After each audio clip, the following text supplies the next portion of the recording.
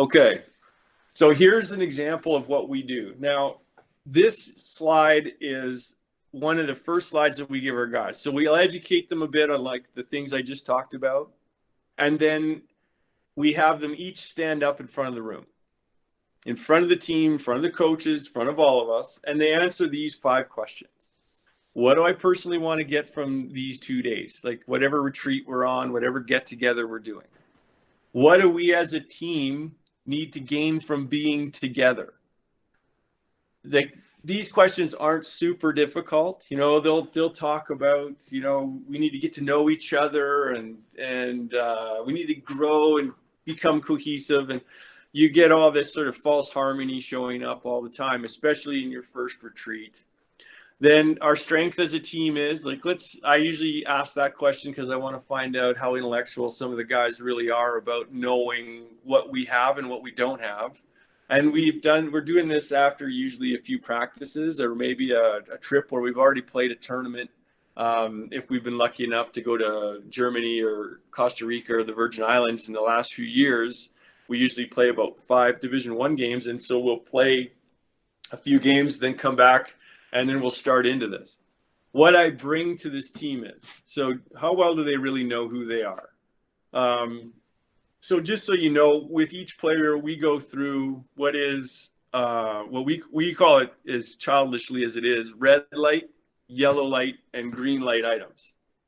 And so red light are things that you just can't do. You're just not allowed to do them. Like in basketball, we'll have it in basketball, on the court, in the classroom, whatever. But if we just focused on basketball and we took a big post that's 7 feet tall and can't shoot it a lick, he's just not allowed to shoot a 3 ball.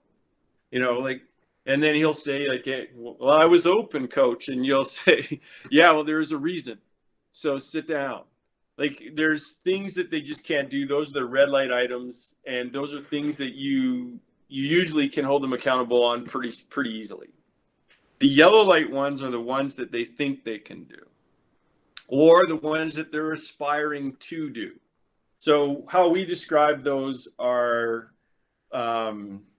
if we have a player that wants to expand his shooting range, then that's done in individual practices with us, and it's not done in team settings.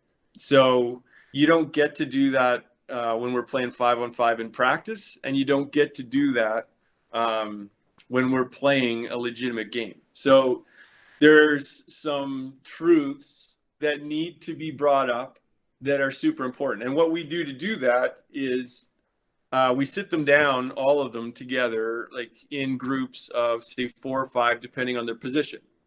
So all the post players will get together and they'll write down what they think their red light, yellow light items are, and what their number one gift to the team, really their green light item is.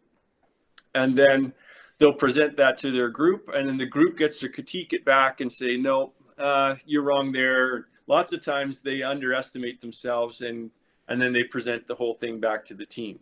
So it's an interesting exercise, but it gives you some power. And I end up writing a lot of notes as a coach during that time frame in the retreat. The last questions is the first 4 are easy to answer. The number 5 is a setup question. It's the one you absolutely are looking for the answers from. If you really knew me as a person, what you would need to know is, and then they finish the sentence. Most of the time you're going to get some tears, depending on how deep you push it. And what we do with the team, just so you know, is when we bring the guys together, our veteran guys go first. So they've done this. They're comfortable with it. They're also comfortable with us and comfortable with us enough to show their emotion.